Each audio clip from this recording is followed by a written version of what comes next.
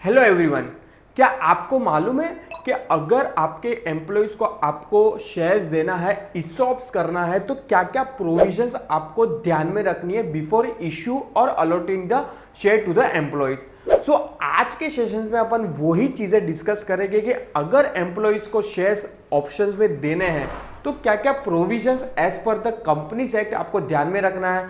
मतलब आज के लेक्चर्स के अंदर अपन दिखेंगे कि क्या कैसे वर्क करेगा, क्या की इंपॉर्टेंट पॉइंट है, कौन से एम्प्लॉयज को कवर करना चाहिए, कौन से एम्प्लॉयज कवर्ड नहीं होगा ये ESOPs के अंदर, और एक एग्जांपल के फॉर्म में मैं क्या करूंगा, एक्सप्लेन करूंगा। So my name is CA Siringedia and I am a practising company secretary. So please अगर आपको वीडियो अच्छा लगे तो एंड तक जरूर देखना और वीडियो को लाइक, शेयर और सब्सक्राइब करना भूलना नहीं है। सबसे इंपॉर्टेंट चीज है, लाइक और शेयर जरूर कीजिए अपने सभी फ्रेंड सर्कल के अंदर जो प्रोफेशनल है। यहाँ पे मैं मेरा थॉट जो है वो मैं शेयर कर रहा हूँ थोड़ा बहुत। मतलब ये channel purely for the purpose of knowledge पर शेयरिंग के लिए है। अगर आपका कोई पॉइंट आउट है कि भाई यहाँ पे मैं गलत बोला और यहाँ पे आपका व्यू अलग है, तो बिंदास आप क्या कर सकते हो, कमेंट सेक्शन में लिख सकते हो। और अगर आपको लग रहा है कि भाई कोई और टॉपिक को लेके मुझे वीडियो बनाना चाहिए, तो आप उसके भी टॉपिक क्या कर सकते हो, कमेंट सेक्शन में लिख सकते हो। तो let's start. ESOPs under the companies act. ESOP issue under the companies act to whom, मतलब पहले तो अपन देखेंगे कि किसको अपन इशू करेंगे। According to the rule 12 sub rule 1 of the company share capital and debenture rule 2014, companies can issue ESOP under the companies act only to the following. पहला जो कवर्ड होगा, permanent employee of the company क्या करेगा, covered होगा। Such an employee can work in India और outside the India. यहाँ पे बहुत सारे जन का क्वेरी आता है कभी कभी, मतलब जरूरी नहीं कि सबको चीजें ESOP के प्रोविजन सबको याद हो, बट हाँ सबका क्वेरी कभी कभी आता है कि भाई इंडिया वाले एम्प्लॉयज को ही मिलेगा कि आउट ऑफ इंडिया जो बैठा है, वर्क फ्रॉम होम कर रहा है, उसको भी ESOP दे सकते हैं। डेफिनेटली दे सकते हैं, क्योंकि यहाँ पे क्लियरली डेफिनेशन के अंदर लिखा है कि जो एम्प्लॉइज आउटसाइड इंडिया है उसको भी क्या कर सकते हो, आप ESOP दे सकते हो। सेकेंड है, a director of the company can either be a whole time director or not. However, company cannot issue ESOP to an independent director. Sir यहाँ पे इंडिपेंडेंट डायरेक्टर को क्यों नहीं देना है? Because it will affect his independence. क्योंकि independent director का main purpose यही होता है कि भाई उसका कोई ना कोई इंटरेस्ट नहीं है, कंपनी के अंदर कुछ नहीं है, इसीलिए अपन उसको इंडिपेंडेंट डायरेक्टर बनाते हैं। अगर उसको अपन ने शेयर इश्यू कर दिया तो कहा ना का उसका इंटरेस्ट हो जाएगा, इसलिए डेफिनेशंस के अंदर इंडिपेंडेंट डायरेक्टर को क्या किया, आउट किया है। मतलब नॉर्मल डायरेक्टर को भी दे सकते हो, होल टाइम डायरेक्टर को भी आप दे सकते हो, क्या ESOP ग्रांट कर सकते हो। Any person falling under the definition A और B belong to such subsidiary और होल्डिंग कंपनी। अगर आपकी कोई होल्डिंग कंपनी है और आपकी कोई सब्सिडी कंपनी है, उसके एम्प्लॉइज को भी आप क्या कर सकते हो, ESOP ग्रांट कर सकते हो। I think so basic concept clear है यहाँ पे। तो rule also clarify identify a person to whom the company can not issue ESOP। किसको ESOP नहीं देगी? A person being a promoter है उसको, a person belonging to the promoter group है उसको भी नहीं दे सकती, और director who hold more than 10% of equity of the company both directly और इनडायरेक्टली, उसको ESOP ग्रांट नहीं कर सकती। कौन? कंपनी। ये मैं बोल रहा हूं, मैं नहीं बोल रहा हूं, ये कंपनीज एक्ट का रूल क्लियरली सेज दैट कि भाई जो प्रमोटर है, प्रमोटर ग्रुप में से कोई एम्प्लॉइज है, या तो डायरेक्टर खुद ही वो कंपनी में 10% और इनडायरेक्टली या तो डायरेक्टली होल्ड कर रहा है, उसको आप ESOP ग्रांट कर सकते नहीं हो। आगे देखेंगे तो यहाँ पे सर्टन एक डायग्राम फॉर्म में मैं तुम लोग को एक्सप्लेन करना चाहता हूँ कि एक्चुअल में प्रोसेस कैसे होता है। पहले तो पॉलिसी बनती है, उसके बाद बोर्ड एंड शेयर होल्डर जो फॉर्मेलिटीज होती है कंपनी के हिसाब से जो पास करना रहता है, इंप्लीमेंट करना रहता है वो पॉलिसी को, बाद में ग्रांट ऑप्शंस देते हैं अपने इलिजिबल एम्प्लॉयज को। यहाँ पे हाईलाइट करना है इलिजिबल एम्प्लॉयज। इलिजिबल एम्प्लॉयज मतलब अपन ने जो डेफिनेशन में देखा, permanent employees whether it India और आउटसाइड इंडिया होगा, या तो डायरेक्टर्स होगा, बट हाँ इंडिपेंडेंट डायरेक्टर्स नहीं होगा, और जो मोर देन 10% होल्ड कर रहा है वो कवर्ड नहीं होंगे। बाद में ESOP पीरियड डिसाइड होगा, बाद में ESOP वेस्ट करेंगे, बाद में अल्टीमेटली एक्सरसाइज जो भी प्राइस डिटरमाइन किया रहेगा एडवांस में, वो प्राइस पे जनरली मार्केट रेट से कम रेट होता है, वो प्राइस पे क्या करते हैं, उसको ग्रांट कर देते हैं सर्टेन लॉकिंग पीरियड के लिए।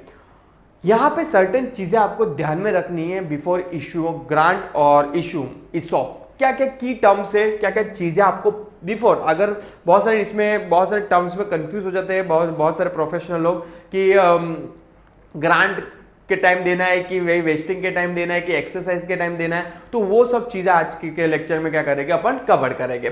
तो लेट्स सी की टर्म्स इन ईसॉप में क्या है। ऑप्शन पूल, सबसे पहला बेसिक फंडा जो होता है ईसॉप के लिए जो है ईसॉप पूल क्रिएट करते हैं कि भाई एक्चुअल में कंपनी को over a period of time employees के लिए कितना रिजर्व रखना है equity shares. Before issuing a ESOP a company should first create an option pool. This refers to a set of share for issue to a early employee. Founder use option pool to attract top talent from the industry when the startup has yet to generate adequate revenue to offer a competitive compensations package.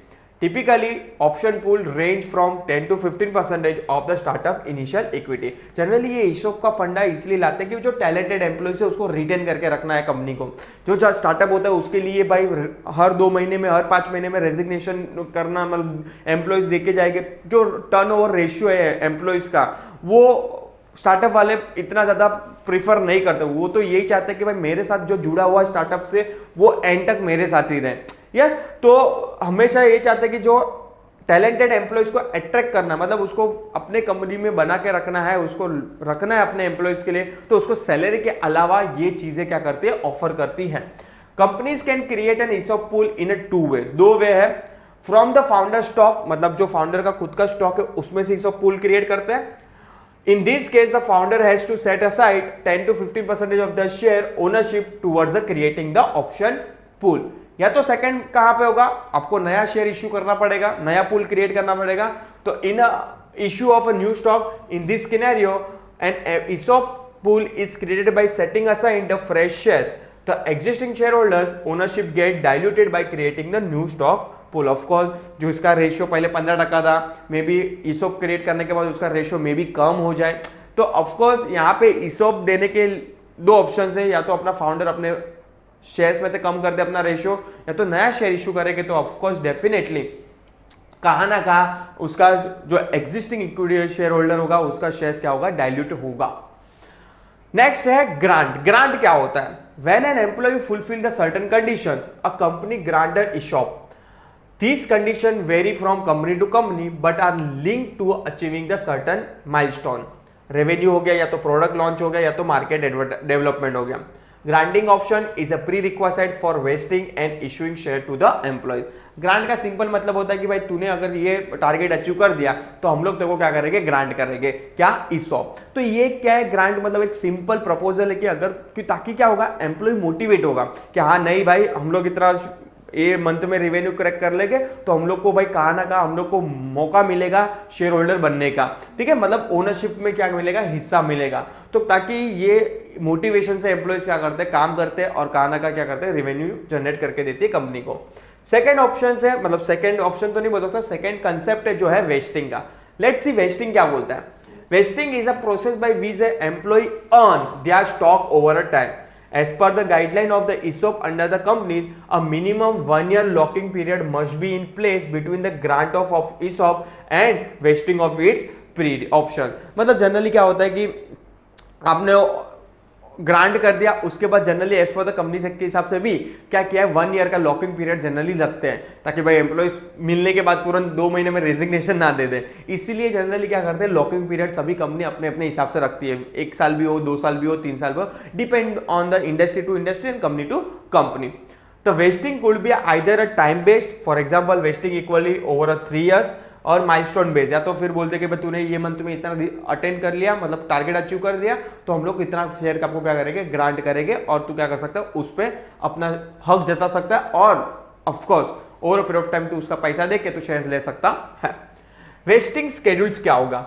When startup offer ESOP to their employee they draw up a vesting schedule. This schedule governs the time the employee acquire full ownership of their ESOP। देखो company के अंदर ESOP जो shares देते, suppose assume करो कि भाई तो mister x को 500 शेयर्स क्या किया, ग्रांट किया, तो उसको 500 share at a same time पे नहीं देते। उन लोग को 100 शेयर्स एक साल देंगे, दूसरे साल 100 शेयर देंगे, तीसरे साल 100, ऐसे करके पूरा 5 शेयर में क्या करेंगे, डिवाइड करके रखते हैं, ताकि वो एम्प्लॉइज 5 साल तक कहाँ रखे, कंपनी में जुड़ा रहे। ये एक स्ट्रेटेजी होती है कोई भी कंपनी की, और जनरली ये स्टार्टअप की होती है, स्टार्टअप वाले जो होते हैं, क्योंकि उन लोग दे डोंट वांट कि भाई जो एम्प्लॉय आते जाए जाते जाए, क्योंकि अदरवाइज ऐसा ही रहा तो भाई कंपनी ग्रो कब करेगी। यस, और जितना लॉन्ग टर्म एम्प्लॉयज अपने साथ जुड़ा रहेगा उतना ही बेनिफिट है किसके लिए, कंपनी के लिए, बिकॉज कंपनी के लिए employee is like assets of the company. जितना ज्यादा आप उसमें इन्वेस्ट करोगे वो उतना ज्यादा रिटर्न ला के देगा कंपनी को।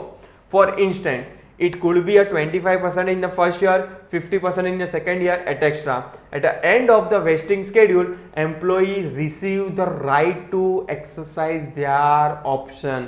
मतलब पूरा 100% होने के बाद वो अपना राइट ले सकता है पैसा देने के बाद।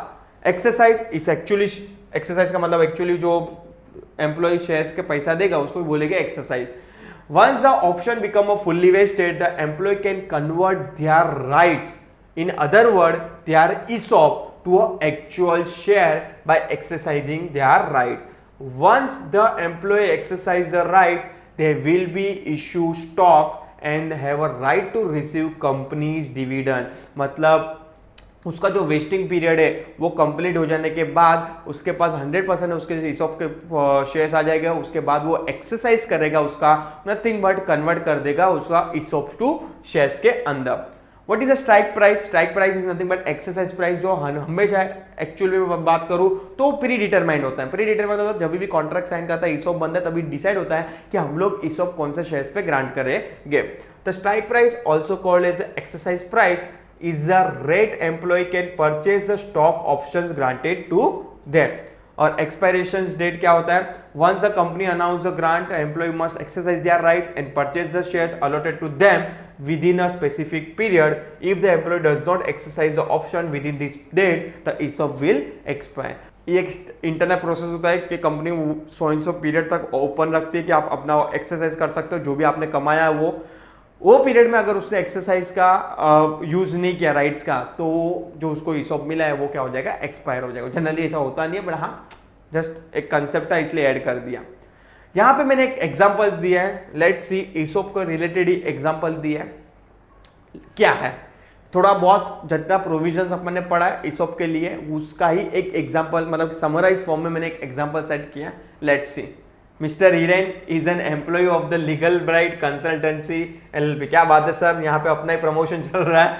Hiren gets promoted to a general manager on a 1 जनवरी 2020। मतलब 1 जनवरी 2020 को मुझे प्रमोट किया गया था एज अ मैनेजर की पोस्ट पे।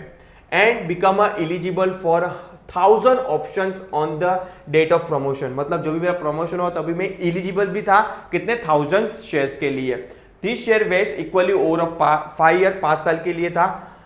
यहाँ पे टाइपो एरर है। Hiren can exercise his options any time after the 3 year of the promotions. The exercise price क्या है, let's see. The exercise price is ₹100 per share, मतलब 100 रुपए का एक शेयर था। According to the employee stock option scheme, Hiren can sell his shares to other existing share holder upon exercise. भाई ये तो उसका राइट्स है भाई, शेयर होल्डर के पास अगर उसका शेयर आ जाता है तो उसके पास राइट्स है, वो कितने भी प्राइस पे क्या कर सकता है, बेच सकता है। In this illustration the grant date is the date of promotion, मतलब जो थी अपनी 1 जनवरी 2020। The vesting of his shares is equal to over 5 years, therefore his total vested share will be, यहाँ पे उधर लिखा है 400, टोटल 500, 500, 500, 1000, यहाँ पे ऑलमोस्ट मेरा 1000 हो जा रहा है। ये फ्यूचर की बात बोला कि अगर तूने और कंटिन्यू किया तो ये तेरे को मिल सकता है। Late assume mister Hiren exercise 500 shares on 1 January 2023। Assume करो कि वो 500 शेयर्स क्या करता है, कर लेता है 1 जनवरी को एक्सरसाइज कर लेता है। Mister Hiren is not a share holder to this date and he only has a right to become a share holder subject to the vesting schedule. On a 1 January mister Hiren will pay to the company, कितना pay करेगा, 500 into 1000 रुपया, 100 रुपया करेगा तो कितना हो जाता है, टोटल 50,000 हो जाता है, correct. That is 500 vested share at ₹100 per share. The company will allot the 500 share to Hiren. यहां देख तक तो मेरे पास राइट्स आ गया था कि भाई मेरे को 500 शेयर्स तक का ऑप्शन उन लोग ने दे दिया था कि भाई 500 तू ले सकता है। तो भाई 1 जनवरी को मेरे पास इतना शेयर्स तो आ गए थे। Let's assume that the company current valuation is ₹750 per share. उससे कोई लेना देना नहीं है मेरा। Mr. Hiren decided to exit the partly and sell 250 shares to another shareholder at a 600 per share. Hiren बोलता है कि क्या बोलता है कि भाई मैं सोच रहा हूँ कि भाई मैं 500 शेयर है मेरे पास, मैं 250 शेयर बेच दूं, क्योंकि मैंने तो 100 रुपए में लिया था पर करंट मार्केट प्राइस 750 चल रहा है, चलो मैं उससे भी डिस्काउंट में बेच दूं तो भी मैं 600 में बेच दूं, कोई भी लेने के लिए रेडी है। यस, तो मैंने क्या किया, 250 शेयर्स मतलब मेरे आधे शेयर्स क्या किए, बेच दिए। This position attract the mister Hiren becomes he can cash into on his options. The other shareholder is also interested in his deal because he is getting the share at a price lower than the market price और market value. Of course उसको भी मैं बेचूंगा, वो भी interested हो जाएगा, क्योंकि उसको भी मालूम है कि आज मार्केट की वो शेयर्स की कंपनी की वैल्यू 750 है, बट मिस्टर हीरे मुझे कितने रुपए में दे रहा है, 600 में दे रहा है, तो कोई भी लेने के लिए रेडी होगा। On this day mister Hiren sell 250 shares for ₹1 lakh 50,000, मतलब 250 का आप 600 कर लेना। He make a profit of 1 lakh rupees excess of the share price over the cost acquiring the share. तो कहा ना कहा मैंने ऐसा देखने जाओ तो 1 लाख इसलिए लिखा है, मतलब भले मैंने टोटल शेयर नहीं बेचे, टोटल शेयर मैंने कितने में लिए थे, 50,000 में लिए थे, कहा ना कहा 1 लाख में बेचा, तो भी मैंने 250 शेयर बचने के बाद भी मैं कितने में प्रॉफिट में हूं, 1 लाख प्रॉफिट पे हूं, मतलब 250 शेयर भी बच रहे हैं मेरा और 1 लाख रुपया भी मैं क्या कर रहा हूँ, प्रॉफिट कमा रहा हूं। तो these are that's it for the ESOPs of shares. I hope आपको समझ में आया रहेगा। कुछ भी डाउट हो ESOPs को लेके, आपको लग रहा है कि और आगे कोई प्रोविजन बनानी चाहिए इसके लिए, मतलब ऑफ कोर्स प्रोविजन तो बहुत लंबी है इसकी, पर ये जस्ट बेसिक कंसेप्ट के लिए मैंने वीडियो बनाया था तो बना दिया। तो उम्मीद करता हूँ कि आपको समझ में आ रहेगा। कुछ भी डाउट हो, कुछ भी कमेंट हो, ऑफकोर्स कि आप हिरेन भाई आपको लग रहा चाहिए था, ये बोलना चाहिए था वहाँ पे वीडियो में, तो बिंदास कमेंट सेक्शन में लिखो। कमेंट सेक्शन तो आपके लिए ओपन ही, आप कुछ भी लिख सकते हो। तो और नेक्स्ट वीडियो के लिए अगर आपको कुछ कंसेप्ट और आपको टॉपिक कुछ सूझ रहा है तो बिंदास कमेंट सेक्शन में वो भी लिख सकते हो। सो मिलते हैं जल्दी। टिल टाइम प्लीज चैनल के लिए अपडेट रहिए। Thank you so much.